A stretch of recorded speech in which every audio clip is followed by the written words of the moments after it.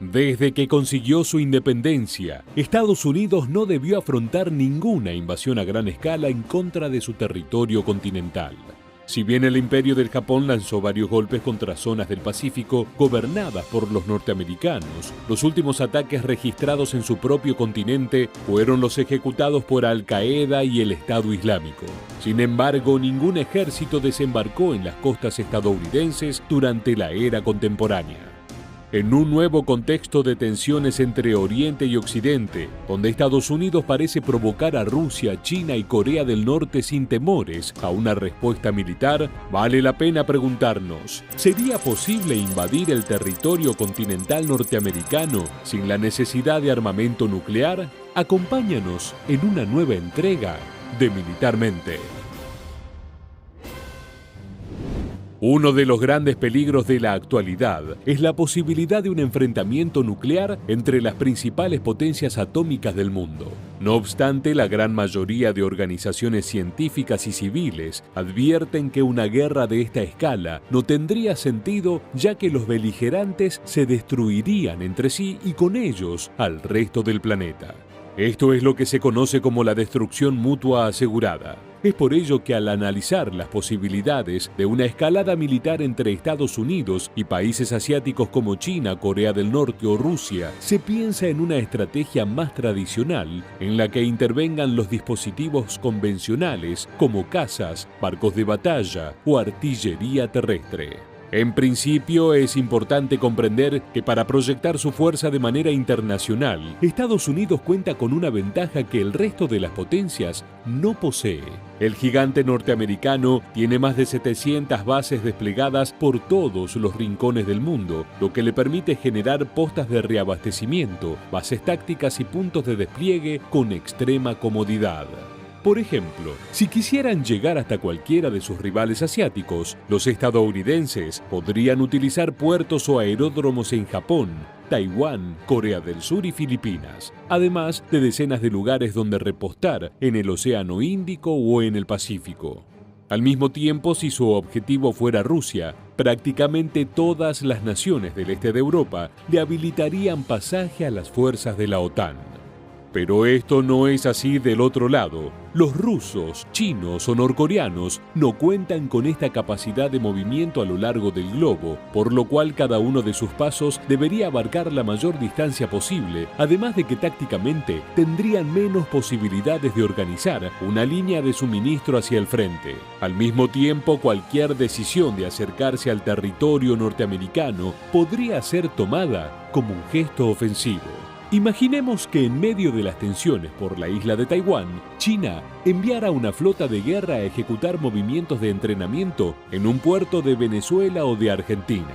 No cabe ninguna duda que Washington vería esto como una amenaza indiscutible por parte de Pekín, ya que no existen precedentes en los cuales se hayan realizado ejercicios conjuntos de este estilo. Sin embargo, Norteamérica envió al grupo de ataque de portaaviones 5 a las aguas del Mar de China, y como es algo que sus flotas suelen hacer, pudieron ocultar la provocación sin problemas. Esto es fundamental para comprender cuál es la real dificultad a la hora de pisar las costas estadounidenses: poder llegar hasta ellas. Al menos hacerlo sin tener que comenzar una tercera guerra mundial, donde el mundo se viera dividido en dos bandos con puntos estratégicos establecidos alrededor del globo. En la actualidad, el escenario más factible es el de una guerra centrada en los cielos. La dificultad en este caso es que Estados Unidos posee la fuerza aérea más grande y completa entre las potencias militares, además de escudos defensivos antimisiles y antiaéreos o sistemas artilleros como el Patriot, el Javelin y otros proyectiles capaces de eliminar cualquier avión o caza de combate. El aspecto naval, como mencionamos antes, es particularmente complejo, ya no solo porque la Armada de los Estados Unidos cuenta con 11 portaaviones, cada uno con su propia flota de casi 40 naves de batalla, sino que para llegar a las aguas norteamericanas se deben atravesar docenas de puertos de la OTAN y centenares de bases estadounidenses. Ni China ni Rusia cuentan con elementos suficientes para completar este camino de obstáculos y lo mejor que podrían hacer sería depositar sus esperanzas en los submarinos de ataque, cuyos mejores exponentes son los que despliegan armamento nuclear. Pero si el armamento atómico fuera una opción, existen miles de misiles intercontinentales listos para ser disparados, por lo cual movilizar una flota naval no tendría sentido. En el aspecto terrestre, debido a las distancias geográficas, una invasión depende de las opciones navales y aéreas. Rusia podría avanzar hasta Norteamérica a través del estrecho de Bering, una franja acuática de 82.5 kilómetros que separa Asia de América del Norte. Pero llegar hasta Washington desde Alaska no parece algo propio del siglo XXI, sin contar con que Estados Unidos podría desplegar cientos de artilleros HIMARS, cazabombarderos F-35 y miles de tanques M1A Abrams para defender el corredor del norte y la costa oeste. Sin mencionar la segura participación de Canadá, uno de los aliados históricos de Norteamérica y miembro fundamental de la OTAN. Para alcanzar la costa este del gigante norteamericano, habría que atravesar toda Europa, lo cual no suena muy realista, al menos luego de ver la dificultad que presentó Rusia para avanzar en Ucrania. La tercera opción, quizás la más polémica por sus implicancias políticas, es que las superpotencias asiáticas utilicen los países sudamericanos como bases regionales para atacar a Estados Unidos desde el sur. Tanto China como Rusia son enormes inversores económicos de muchos países latinoamericanos y en algunos casos, como es el de Venezuela o Argentina, la línea entre los vínculos comerciales y políticos se ha difuminado. Por ejemplo, Pekín instaló una base en la Patagonia, que oficialmente opera como un centro astronómico para la investigación científica, aunque satélites espías captaron movimientos de soldados del Ejército Popular de Liberación. Por otra parte, el estrecho vínculo ideológico entre Caracas y Moscú es bien conocido, aunque el gobierno del presidente Nicolás Maduro ya tiene demasiados problemas con Washington como para sumar uno que habilite una temida intervención militar por parte de los norteamericanos. Argentina, en su caso, es históricamente aliada de Estados Unidos, por lo cual, más allá de las estrechas relaciones diplomáticas con Rusia y China, no tendría motivos para decantarse por un bando u otro en caso de una guerra. De cualquier manera, si esto llegara a suceder y los países asiáticos lograran instalar bases de operaciones en la región americana, esto sería prácticamente imposible de esconder. Todos los puertos sudamericanos son fundamentales en el comercio internacional, por lo cual declaran todos los movimientos a autoridades internacionales. Si una flota china o rusa arribara a estas costas, lo más seguro es que Estados Unidos reaccionaría con un ataque preventivo. Si bien los norteamericanos, los chinos y los rusos poseen los mejores armamentos del mundo, así como millones de soldados y cientos de miles de vehículos militares, invadir un país no es una cuestión de números, sino de posibilidades. El hecho de que Estados Unidos no haya sido invadida jamás, al menos en gran escala, no es una cuestión de suerte, sino que por su posición geográfica, cualquiera que intentara un asalto contra sus costas debería invertir una impresionante cantidad de recursos, sabiendo que del otro lado se enfrentará con el ejército mejor preparado del planeta. Es por ese motivo también que al hablar de una tercera guerra mundial se hace inevitable pensar que sería un conflicto nuclear, ya que no hay otra opción viable para derribar de su pedestal al gigante norteamericano.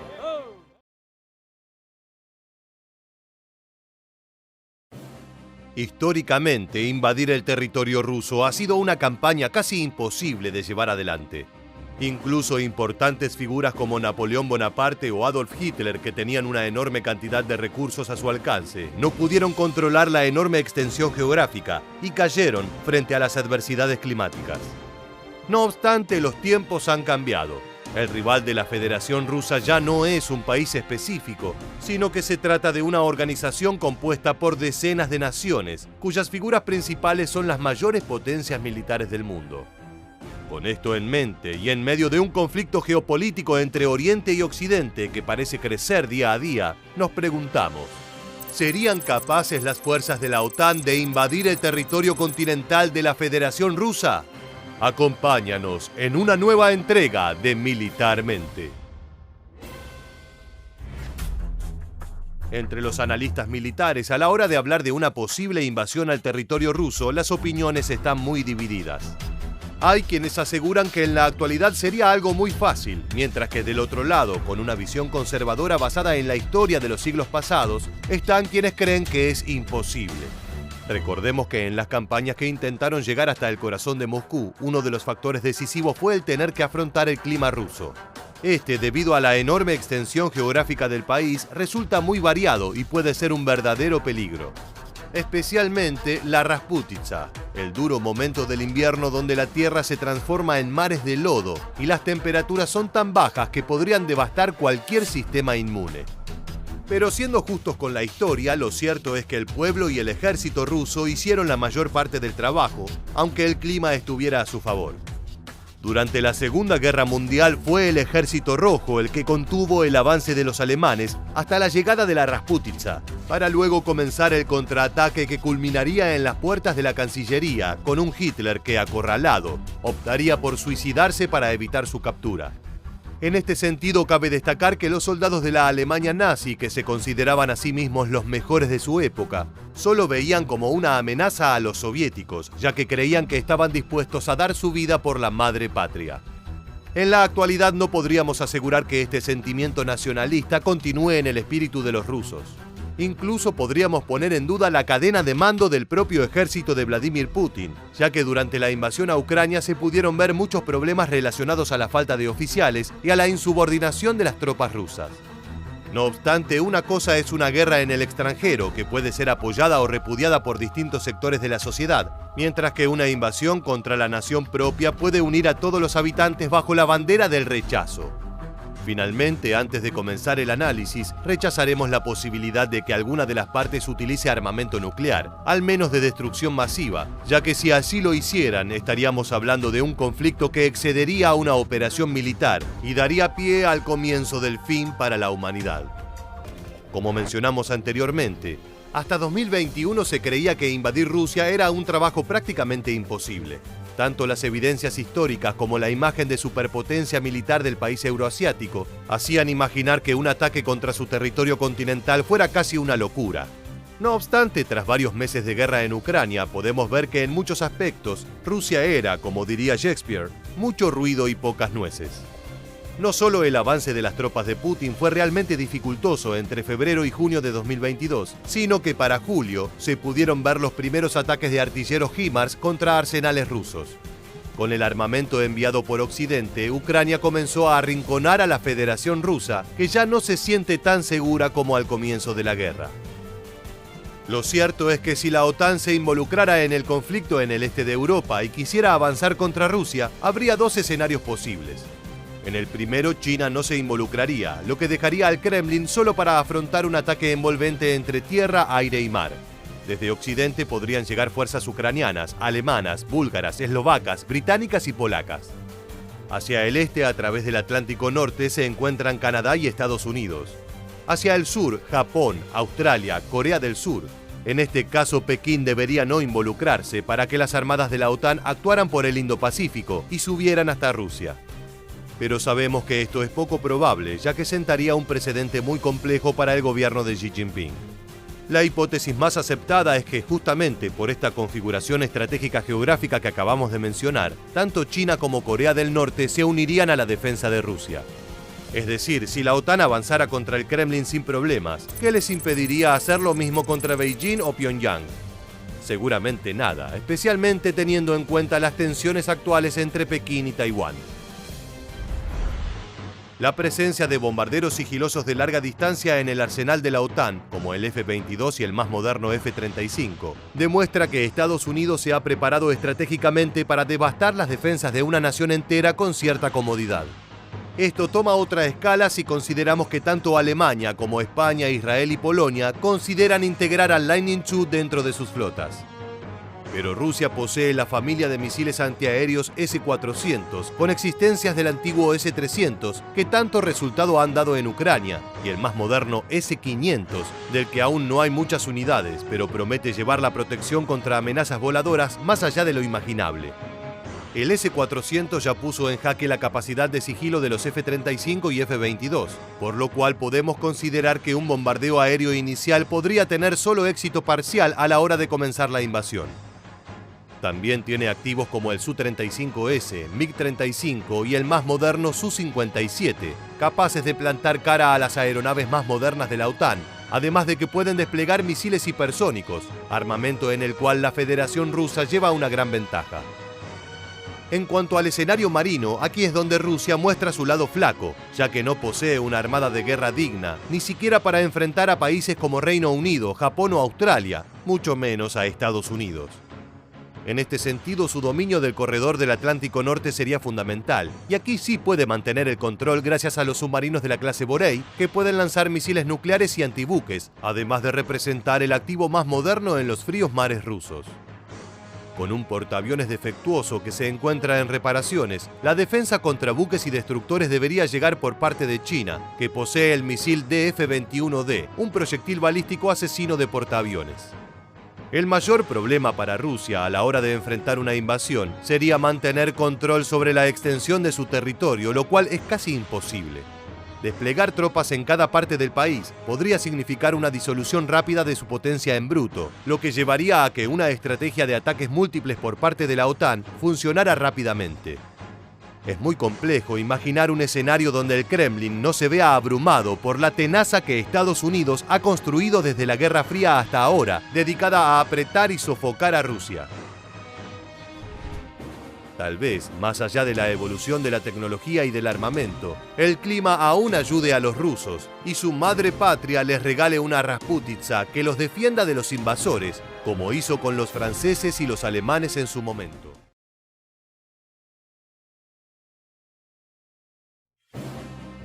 En un escenario internacional profundamente movilizado por la invasión de Rusia a Ucrania, otra preocupación ha aparecido en el horizonte de la región asiática.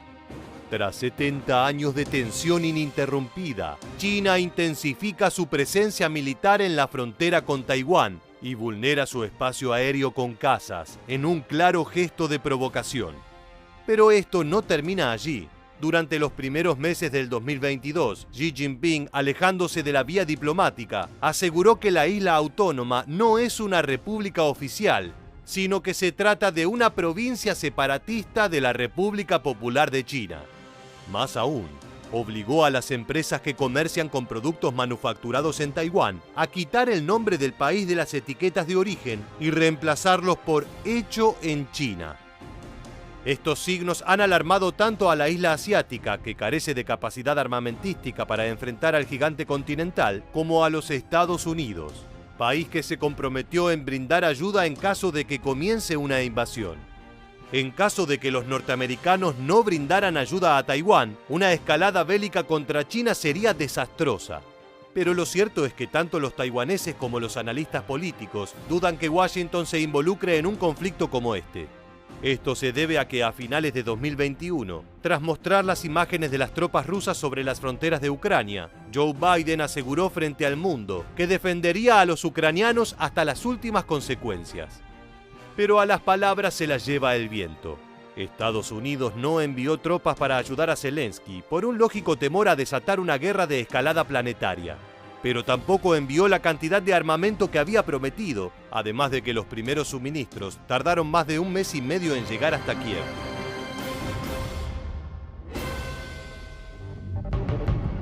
La pregunta en este caso es si una guerra con China es más asequible para los norteamericanos que un conflicto contra Rusia, ya que la respuesta definiría la posibilidad de que envíen soldados y vehículos para defender Taiwán. Esto abre otro interrogante. En caso de que Estados Unidos se enfrentara a China, ¿Rusia se uniría a la batalla?